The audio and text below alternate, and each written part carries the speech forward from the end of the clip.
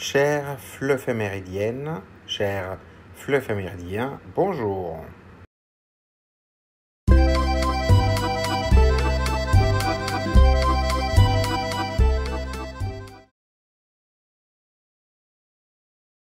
Instituée par le pape François en 2016, la Journée mondiale des pauvres invite à porter un regard solidaire sur les plus démunis et à réfléchir à la manière dont nos sociétés peuvent mieux lutter contre la précarité, l'exclusion et les inégalités.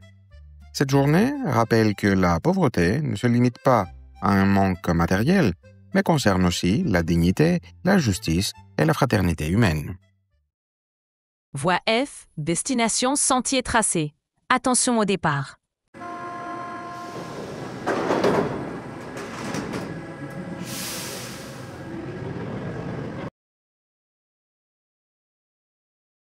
Première question. Y a-t-il des personnes pauvres dans votre quartier? Où habitent-elles? Les apprenants peuvent parler des personnes qu'ils voient dans la rue, dans les parcs ou près des magasins. Certaines dorment dehors, d'autres vivent dans des foyers ou des logements très petits. On peut aussi réfléchir à ce que signifie être pauvre, ne pas avoir assez d'argent, de nourriture ou de sécurité.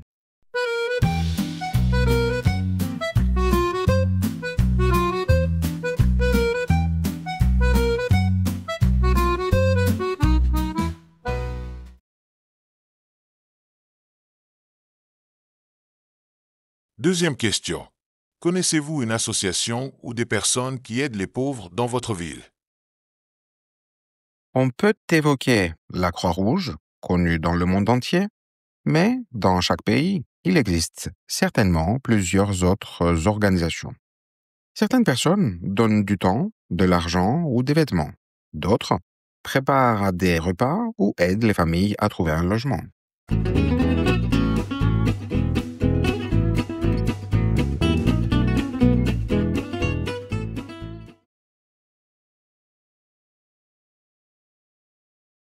Troisième question. Comment peut-on aider une personne qui dort dans la rue? Il est possible d'offrir un repas chaud, une couverture ou simplement de parler à la personne. On peut aussi prévenir une association ou un service social. Même un petit geste, un sourire, une attention, un mot gentil peut redonner un peu de chaleur et de dignité.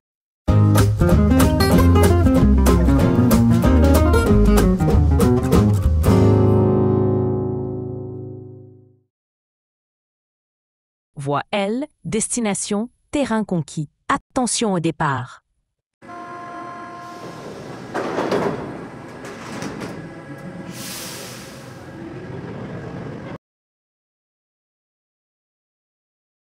Première question. La pauvreté touche-t-elle surtout les jeunes, les femmes ou les personnes âgées, selon vous? Chaque groupe peut être touché différemment. Les jeunes ont du mal à trouver un emploi stable. Certaines femmes élèvent seules leurs enfants avec peu de moyens et beaucoup de personnes âgées vivent avec une pension insuffisante. Cette question invite à réfléchir aux formes variées de pauvreté et à leurs causes sociales.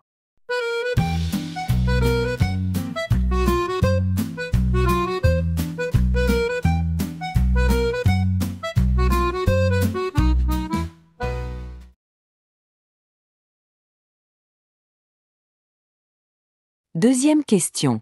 Avez-vous déjà participé à une collecte, une distribution ou un événement pour aider les personnes dans le besoin? Qu'avez-vous ressenti?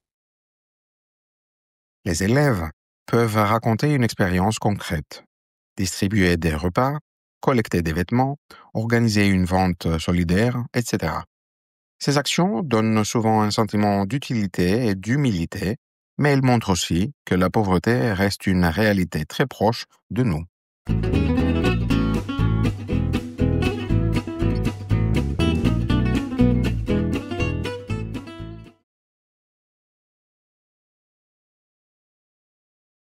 Troisième question. Si vous étiez très riche, qui aideriez-vous et comment? On peut imaginer différentes façons d'agir. Financer des logements, créer des emplois, soutenir les jeunes dans leurs études, aider les personnes âgées ou les réfugiés. La question amène à réfléchir à la responsabilité individuelle et à la solidarité collective dans une société inégale.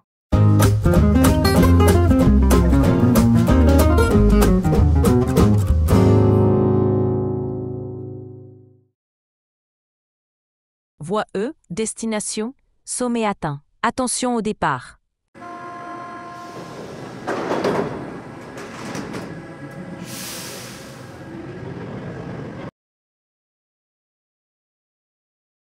Première question. Comment définir la pauvreté aujourd'hui?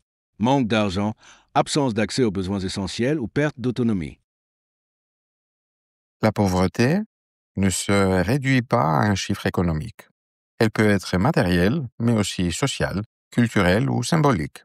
Être pauvre, c'est souvent manquer de choix, de perspective et de reconnaissance. La définition dépend donc du contexte et du regard porté par la société.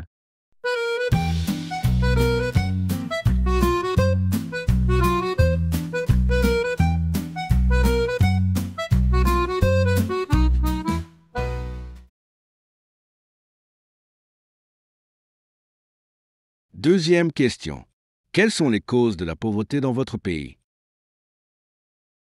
Elles peuvent être économiques, par exemple le chômage et la précarité de l'emploi, sociales, comme les inégalités d'accès à l'éducation et à la santé, ou bien politiques, comme l'absence de protection suffisante.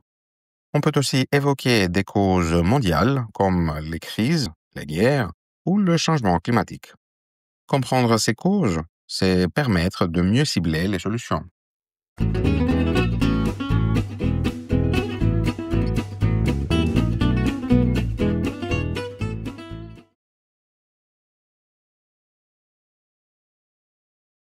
Troisième question. Quels sont les effets psychologiques et sociaux de la pauvreté sur une personne? La pauvreté peut entraîner la honte, la solitude, la perte de confiance en soi. Elle isole du reste de la société et limite la participation citoyenne. Mais elle peut aussi révéler une grande résilience et une solidarité entre ceux qui la subissent. Cette question invite à replacer la pauvreté dans une dimension humaine et pas seulement économique.